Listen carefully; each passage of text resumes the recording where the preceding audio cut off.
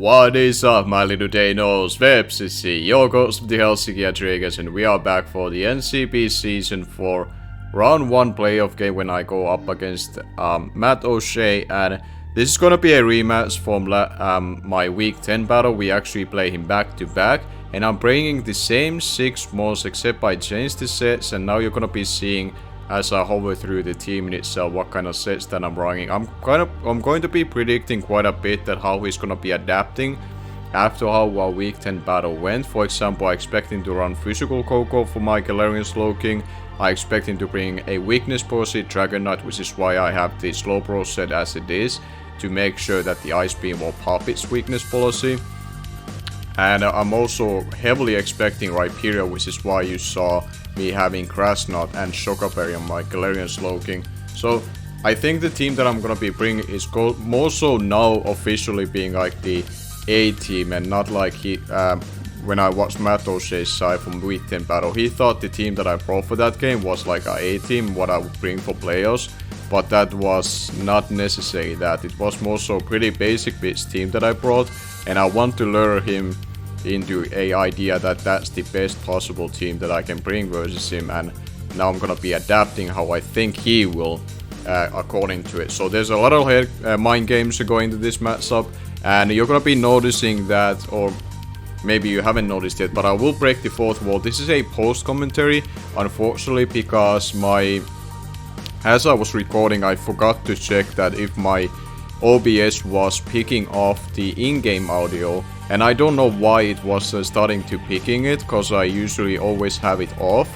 So for some reason either I have misclicked or my OBS decided that, hey, I'm gonna be starting picking it right now. Hopefully you don't mind it too much. Oh, it's pretty loud. Well, too bad for you. Your recording got messed up. So I'm trying to remember these plays as I go along. We did play it like earlier today for myself, which was like again at 7:30 AM when I had to wake up, and it took a few minutes after that when we actually started battling. But it was very early for me. I was drinking my morning coffee and I didn't feel like having a face cam on, and I won't be doing it right now either. But for the next battle I will have the layout and the face cam back on. I know I kept saying it for previous uploads, but you have to just bear with me. Like, it was pretty tough with the MattOshea to schedule this, and I didn't feel like putting a webcam on when you literally just woke up. So yeah, but here we are with the matchup. We can see that he brought the Yuxi, Coco, Dragon Knight, Rhyperior, Alolan Persian, and the Octosword. I think from the things that he brought, the Octosword was the biggest surprise. I thought that could have been something else, but Persian made a lot of sense. Rhyperior I thought was for certain coming for this game. Dragon Knight I still expected to be like Dragon Dance, Roost, Waterfall, and Thunder Punch with a weakness policy, so he can start 1v1ing a lot of things on my team. Or he could also have Earthquake off on it actually instead, over Waterfall in itself. And the Yuxi could be dual screens, it could be Colboberry Stealth Rocks. Coco, like I said earlier, I think it's gonna be physical, but we have to keep open mind into that.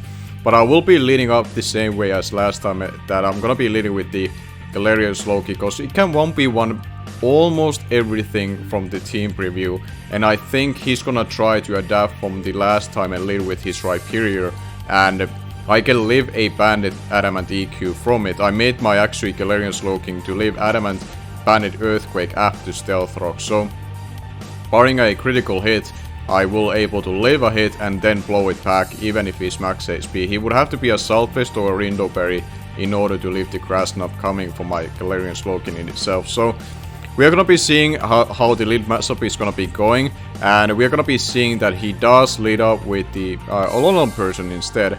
So a little bit different from last time. I think this was his way to try to adapt to the lead of my Galarian Slowking, so he preferred to get a pivot instead of trying to pressure it 1v1 right away. And this pretty much tells that he's gonna be going for either Nasty Plot, which I thought that special person with Dark Pulse, Water Pulse, and Thunderbolt could be a potential thing if he wants to have more offense than last time.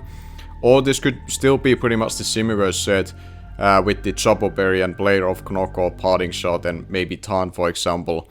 That could be also his set from last time, but we're gonna see what he does. I went into my Corviknight because this is actually especially defensive, and I also have Light Clay and light screen on it, just to cover up if it's gonna be that nasty blood person that I thought that could be a potential mix-up from his side compared to what he did last time. But now he does go for the parting shot, so leaves me believe that it's not set up anymore, otherwise he would be lacking coverage, something critical from my side. And I was running pressure yet again. I don't feel like mirror armor was necessarily something that I needed for this game. And he does bring out his Tapu Koko, and here I have to just go hard on my Galarian Slowking to take this thing on 1v1 and kind of scout the damage output, what he's gonna be doing. Like, one thing that I wanted to keep an eye out is that if he goes for U-turn, is it gonna reveal to be a fully physical attacker like I keep thinking that it would be. So that's something that I had to take into consideration. You see that I'm debating it a little bit, but ultimately I deemed the Galarian Slowking to be the other option. The Rotom Hit was kind of dedicated to take on if it's physical Koko, and I still can with the Will-O-Wisp Volt Switch and Overhit. But I was also hoping that if he goes for a U-turn, I should still be outside of range of Earthquake from Adamant Choice Bandit Rhyperior, but that's now not here and there anymore, as we see that he goes for the Calm Mind. And this leaves me to believe that it's going to be a Kebia Berry on this Koko. I don't think it's gonna be weakness policy, because he would need the Kebia Berry in order to not be revenge killed by a Choice Scarf Urshifu, and he knows that I ran it last time, and he will probably expect still the same case to be here, as he goes for the second Calm Mind here. And I'm going for the Sludge Bomb just to be able to pop that Kebia Berry, in order that whatever happens afterwards, if this Koko is able to gain a kill, I'm able to always check it with the Urshifu at very least. Like, that was very important. But what also comes into play here is that I'm able to snatch a poison with the Sludge Bomb, and that's pretty big, because I would have had to fish for that, and I would have kept fishing for it if I didn't get that turn. But the fact that I got it already means that I can start now clicking Psyshock. And you're gonna be seeing that at some point I start debating that how much do I want to take the potential hit from this Koko in itself. And while the terrain is still up, and if he's able to start Calm Minding more, he can get pretty scary. But for now I decide that, you know what, off the chance he hits me and he remains at +1, I can do a lot of damage to him still with this Sludge Bomb. But because he goes for the +2, this won't be actually doing as much anymore. And I decide afterwards that I have to start clicking Psyshock instead, because it hits on the physical side. But the Sludge Bomb is able to do still good amount of damage. Now, seeing in the hindsight, as we start seeing the Psyshock damage, maybe the Sludge Bomb would have been still a little bit stronger. But I kept clicking Psyshock mainly off the chance if he ever clicked the Calm Mind again in itself. But here's a turn that I remember that I started debating that if I sack the Corviknight in order to get Urshifu in for free, because I was a little bit worried that if the Koko would outright kill my Galarian Slowking, because if he has Thunderbolt and he's at +2, it was like a 56% chance for him to kill me at full, because I am not Assault Vest anymore. But he doesn't know that necessarily that if I'm Assault Vest or not, because last time I was that, and I took Thunderbolts like nothing. So he's still in a predicament here, and my move time is running out pretty low on this turn. So you saw that I'm taking a lot of time with this, and this is where this battle gets a little bit of repetitive, because I'm gonna be keep clicking Psyshock, and he's gonna be roosting. So a lot of these turns will be us going back and forth with this until he reveals one of his attacking moves and eventually decides to attack me. So at this point I might be cutting out a little bit, because well, I don't cut it too much, but if you see a little bit of like cutscene and like it doesn't seem like I'm showing you the full video in itself, it's because this part of the battle gets a little bit of repetitive. So I might be, as I edit, skip this part until we get to the point that he decides to act, because I can assure you, it's literally just him clicking Roost, I click Psyshock. He's trying to get a certain minerals, I guess, for my Psyshocks, in order to be in a position that he can live, or be able to set up perhaps one more Calm Mind. But either way, yeah, I'm probably gonna be cutting from here just a little bit until we get to the point that he finally decides to attack me. Okay, here we are back finally. He does go for the attacking move, which he reveals to be stored power with it, which makes sense along with Calm Mind in itself. So we are being able to now finally pick off the Tapu Koko after plenty of turns him trying to go for the roost. I think I spent at least half of my Psyshocks in order to finally get rid of it, but we are finally here. And we were able to get rid of that Tapu Koko, which is fantastic, because that means that Rotom Heat only now has to worry about the Octo Assault. And here comes the Dragon Knight. Now here, my immediate response is my Slowbro, because I'm thinking this is gonna be Weakness Policy Dragon Dance, and he goes for the Dragon Dance now. And on the following turn, as I'm finally in, I will go for the Reflect. But we are here on a surprise, because this man goes for the hard raw thunder on me, and it did a shitload to me. So he mixed things up for sure, then pun intended I guess, because it's a fucking mixed Dragon Knight, but he decided to make it more so a, well, you're gonna see it's gonna be a mixed attacking Dragon Knight, which is a pretty cool, like a wall breaker versus a quote that I did decide to bring for this game. So, and he was kind of like expecting to be somewhat similar to what I did last time to him on that week 10 battle. So at this point I was like, you know what, Slowbro, you literally were here for this Dragon Knight, but because the kind of set it is, I have to let my Corviknight get a free swap in so I get the light screen up. But he reveals to go for the Surf, thinking that the Rotom Heat will come in on that turn, and he thought I would keep Slowbro still around, but little did he know that my Slowbro did not actually have any other purpose than dealing with this Dragon Knight. So I was like, you know what, off the chance he misses Thunder or goes for anything else, I'll go for the Toxic.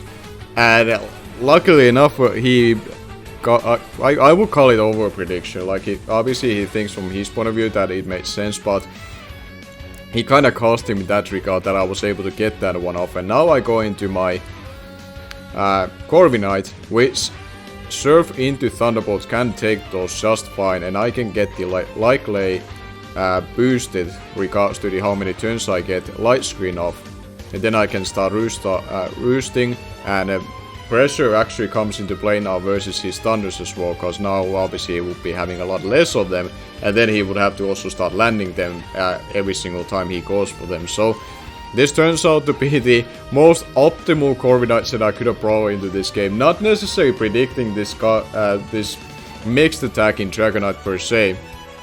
I was worried about the person to be like a surprise factor for this battle, but kudos to him running this kind of Dragonite. Like, now looking at it, like, as much as the weakness policy I thought would be very likely in a hindsight versus me, this also makes quite a lot of sense that how we ran it, and I actually like it quite a bit. Like, it looks really fun set.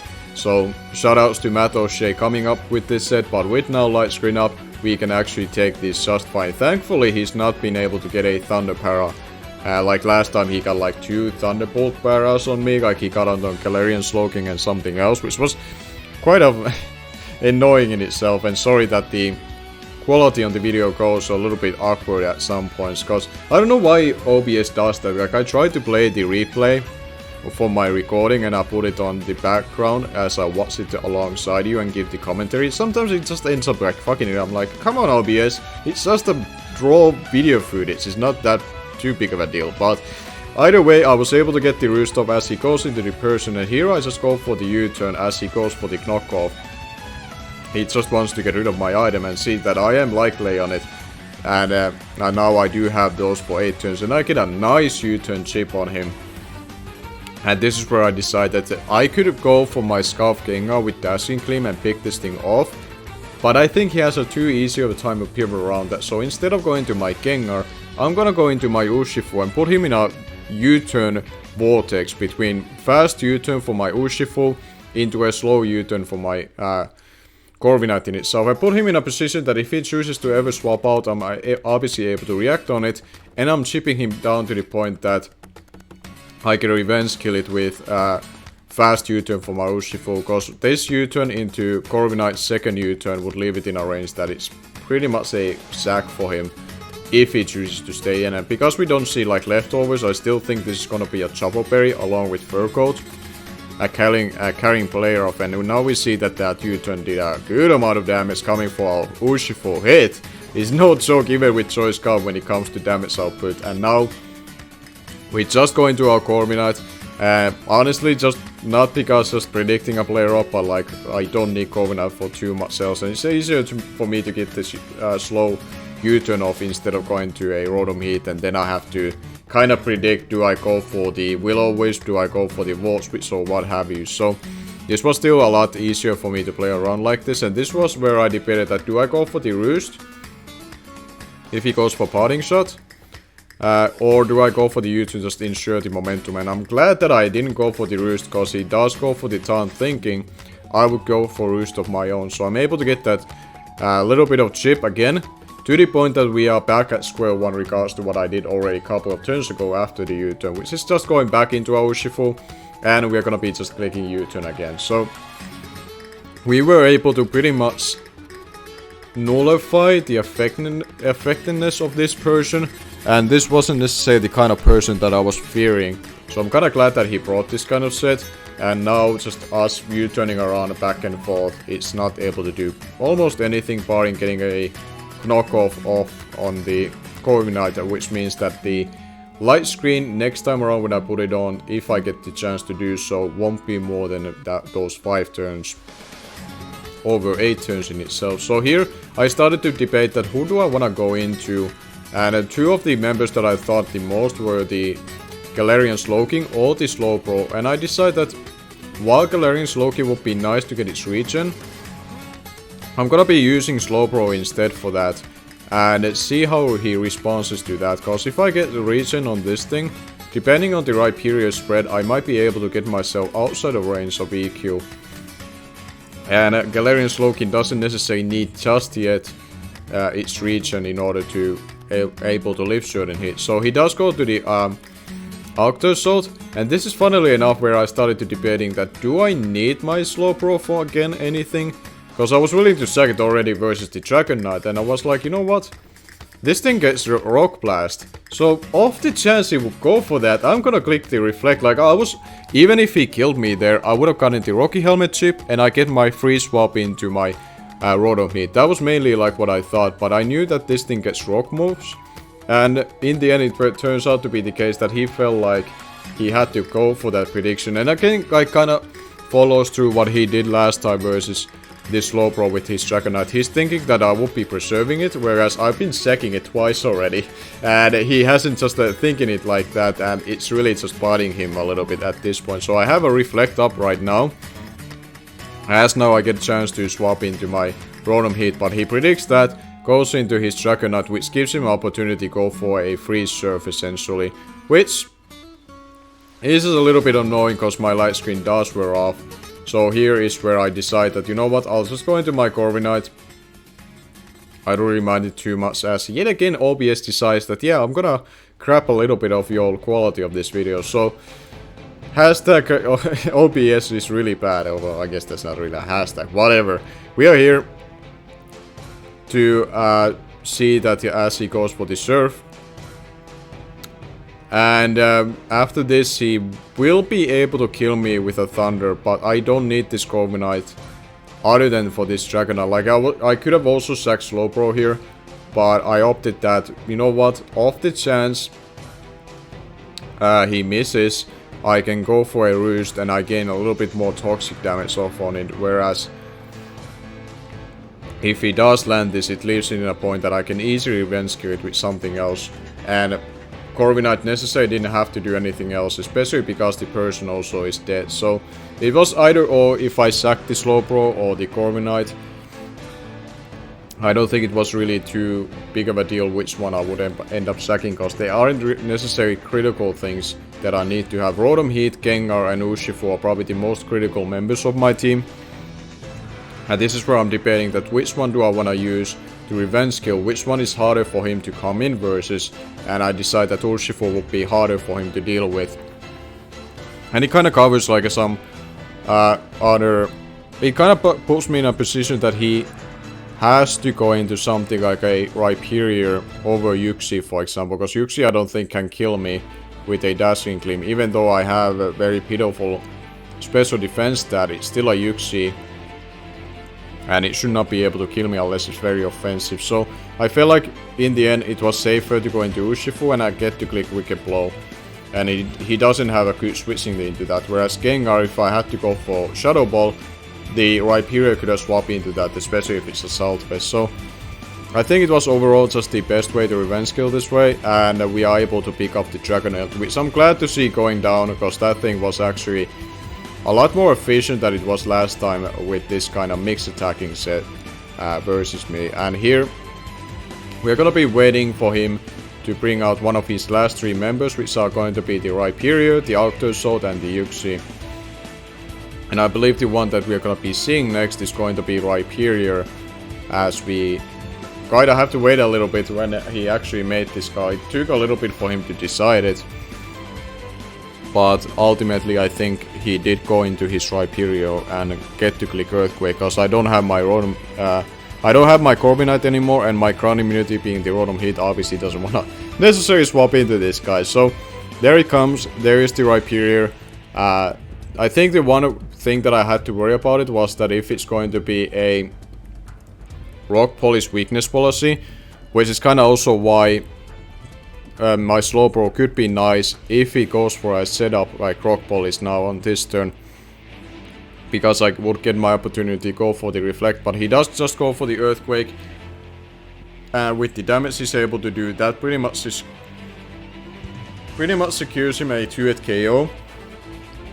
And this is where I was debating that, do I want to swap versus this thing, but like I've been keeping saying at this point, during this post commentary and basically also reflecting what I was thinking, I've been sacking the Slowbro for so long, and finally he decides just to kill it and not try to overpredict. I guess he wasn't in a position that he could really overpredict other than Rotom Heat swapping into it. So he finally is able to kill the Slowbro after all this time, as I've been giving it to him. And this is where I'm like, alright, who do I want to go into to revenge kill this guy? And I decide that, you know what, Gengar, while it could be Assault Vest and in order to live this Energy Ball or a Rindo Berry, I just need one of my Scarfers to be alive in order to revenge kill, sweep this game. And I decide that out of the 2, Urshifu is more likely to deal with Arctozolt and Uxie than Gengar necessarily has to, because it's a lot more frailer option as well. So if it has to tank a hit, Urshifu can tank a hit naturally a lot better than Gengar could, even if they pack up. Well, for Uxie's case it would have to pack Dashing Gleam, and probably does at this point to be able to hit me, but like I said earlier, it should not be able to kill me. At least I believe it should not be able to. So we go for the Energy Ball. Hopefully he would stay in and we get rid of this Rhyperior, which will be really nice going forward, because I don't really have greatest responses to it swapping into it. So he is taking a little bit of time here as well. Yet again, I'm not sure then why he would really think this play, other than, I guess the one worry that he would have to think is that if I'm like a Expert Belt Gengar, he cannot swap into Energy Ball plus for some other move that I could go for afterwards. So he decided that, you know what, he cannot really swap into this thing, and thankfully I'm able to kill the Rhyperior right from the bat from there. And now he goes into the Arctozolt, which I have just my Rotom Heat, or I could sack my Galarian Slowking, and I decided actually to sack my Galarian Slowking here, cause I don't need it for Uxie at all, and I don't need it for Arctozolt either, because it's gonna be always outpacing me and going for the Bolt Peak, and I don't have to think about differential in a playoff match, so it was always better to cover all the bases and not let Rotom Heat take any unnecessary damage until I get it in for free, cause again, he only has 2 things alive, and neither things I need really my Galarian Slowking for. He goes for the Bolt Peak, does good amount of damage to me. And this is where I'm like expecting to lose my Galarian Slowking on this turn and just picking Sludge Bomb, cause why the heck not? Like, I do have Flamethrower as well to hit this thing, but like, just getting a chance to get a poison on one of these 2, if for some reason he does swap, but as he does, could come into my way, and we get good amount of damage on the Uxie, and I go for the Sludge Bomb yet again. Again, I'm just sacking this thing, I don't need the Galarian Slowking anymore, and he reveals to be Calm Mind, which is a intriguing set from his side that he has been keeping this thing in the back. And I guess now looking back on it, when he has been keeping it so tightly in the back, usually Yuxi is used to be a pivot or supportive role to get up rocks, or like he used light screen and reflect kind of support through it. So him keeping in the back, I guess now in a hindsight it makes sense that okay, there's something up with this Yuxi that he's saving it for. And it revealed to be now to be a calm mindset. But I don't mind this too much because he doesn't have really good form of recovery. If it's gonna be Resto Chesto, it's not gonna be have a reducing berry for my Urshifu or my Gengar.